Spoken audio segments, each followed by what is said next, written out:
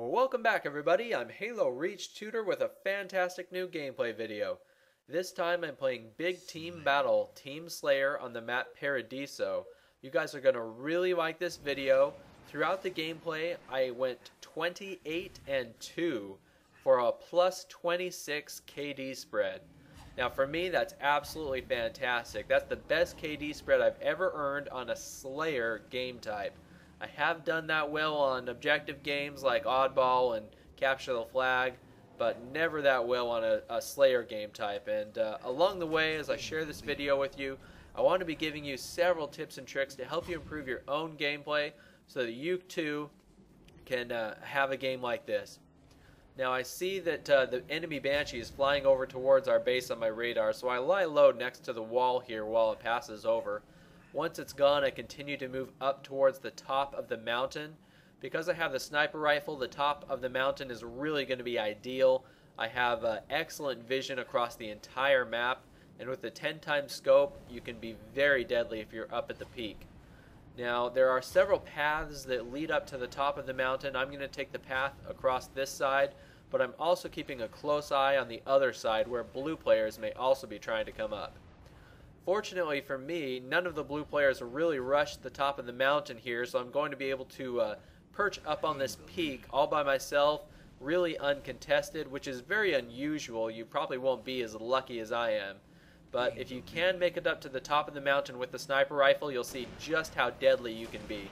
I have excellent visibility into the enemy base. I get my first kill over in their base, and then I spot their Banshee, and I really want to make this a top priority. Because up here on top of the mountain, the Banshee can be absolutely devastating. So I take that out with the sniper rifle. The sniper rifle is incredibly powerful against vehicles like the Banshee or even the Warthog. And sometimes you can even use it to take out the tanks. Very powerful weapon. Keep in mind also the DMR is very powerful against vehicles. On this map especially, there are several vehicles, and they can be very devastating if they are being controlled by the opposing team. Whip out your DMRs. You usually spawn with DMRs on this map, and those DMRs can be very effective against Banshees and Warthogs and even the tanks. So make sure to use them as much as possible. So because I have the control of this mountain here, I'm really going to be able to have excellent visibility into the blue base as well as this third base here. You see I get a headshot, and then this player jumps out of the Warthog, and I'm able to get 2 body shots on him for my 4th kill. Now I quickly turn my attention back to the blue base, and I'm going to be able to get a really nice shot through the trees for a sniper spree, killing spree. I was able to get that shot through the trees because the little red tag was showing right above the player, and I was able to use that tag as a reference point and line up the shot even though I didn't have any kind of line of sight on the player. Sometimes that little red tag is all that you need to line up a shot and go for the kill. Now, that little red tag can be especially helpful when you're playing team snipers or any other gameplay where you're trying to line up a shot at really long range. Or maybe if one of the enemy players has found a really good hiding spot where they're blending in with the surroundings, or they're blending in with the environment, sometimes that little red tag can help serve as an indicator to even discover where your opponents might be. Now here I had intended to stay up on top of this rock and provide some cover to my teammates in our own base, but I fell down, and so while I was here, I checked for the sniper rifle, even though I knew that it was too early. And at this point, I made a bad decision. I should have headed back the other way or headed into our base and try to, figure out what I was going to do next. Instead, I brashly rushed over towards this side of the map, and I'm in a terrible location, right? Think about it. I have no cover over here. I have no teammates giving me support. I have nowhere to fall back to if I start taking fire. And I paid the price. I lost my wife. That's alright though. I got 7 kills, 1 death so far, and when I respawn, the tank is sitting right here waiting for me. It did not respawn. It appears to be abandoned. I don't know what happened, but it's smoking here, so you can tell that somebody was using it previously and left it or got killed perhaps. I'm not sure what happened. So I want to play conservatively with the tank because, as you can see, it is already significantly damaged, and there's a ghost circling our base. Now, anytime you're in the large vehicles, those are really going to attract attention, okay? You can see a player up on the mountain. He's trying to take me down. So I'm going to work on that player on top of the mountain. I don't want to give him any extra opportunities to shoot at me. I'm also looking for that ghost. I was unsure of whether my teammates had taken him down or not. And this is really an excellent place to use the tank, because if you fall back this far, it's going to be very difficult for any enemies to approach you and take the tank down.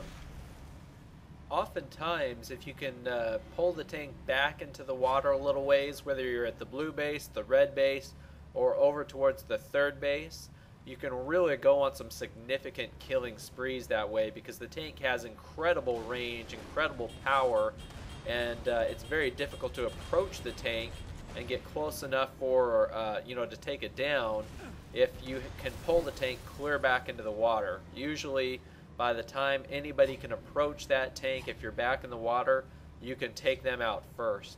So rather than being super aggressive with the tank and moving around a lot, actually try backing up into the water far enough away and just continue to keep an eye out for any approaching enemies in vehicles or on foot or any other method, and take them down before they can get to you.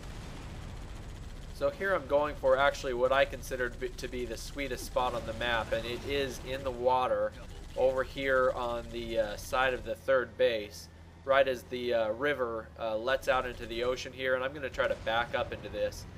The reason I like this spot is because regardless of whether you're on the red team or on the blue team, the opposing team is going to most likely cross through this area, or very frequently you're going to see opportunities to take enemies down in this area. Now, from this distance, I may have trouble spotting an enemy player in the rocks or up on the mountain, or even if they're coming on a vehicle from a distance, I may have trouble seeing them.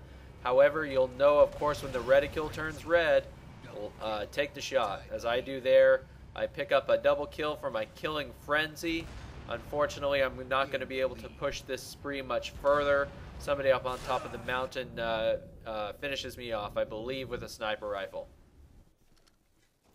Alright, so that's my second and final death of the gameplay. I am going to finish off the rest of the game without earning any more deaths. I spawn right over here next to the sniper rifle, and again my luck just continues.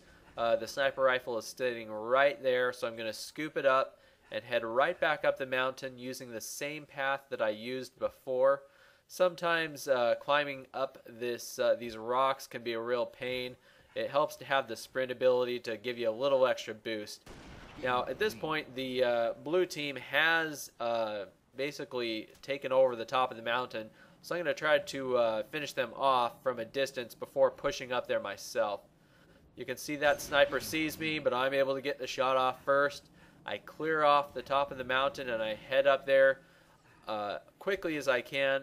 Hopefully, I wanted to pick up any ammunition, any sniper ammunition that blue player may have dropped.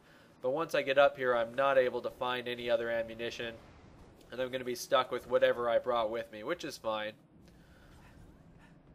So again, I head back up to the top and looking for opportunities, and they're really easy to come by. When you have the sniper rifle in this location, it's very easy to look for targets because you've got continually blue players are going to be spawning in their base.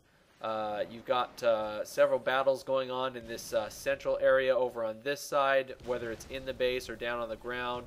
I see multiple red X's over on my side of the map, on the red side.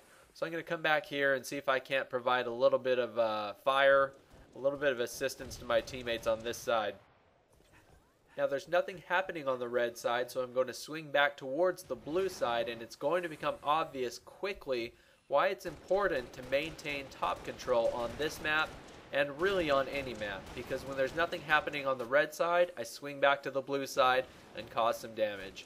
Once the blue side's cleared out, I look towards the third base, nothing happening, swing back this way, I'm able to pick up an easy headshot, and so on and so forth. When you have top control, you're going to have excellent visibility, and you're going to be able to swing from one side to the other very quickly and very easily. You're going to be able to cause a lot of damage.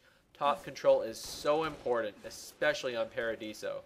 Now, unfortunately, the blue team is going to pick up their tank here, and there's really not much I can do about that. And being up there exposed on top of the mountain is very dangerous while the blue team has their tank up and running. So I'm forced to fall back. You can see I'm doing very well on the scorecard. I'm on a really nice spree here. I jumped back down to our side of the map, head through this tunnel because the blue side has the tank up on their side, and they've regained control of the top, and there's really not much I can do about it because all I've got is a sniper rifle and they've got the tank. So I'm forced to fall back, but that's just fine. We're doing very well on the score.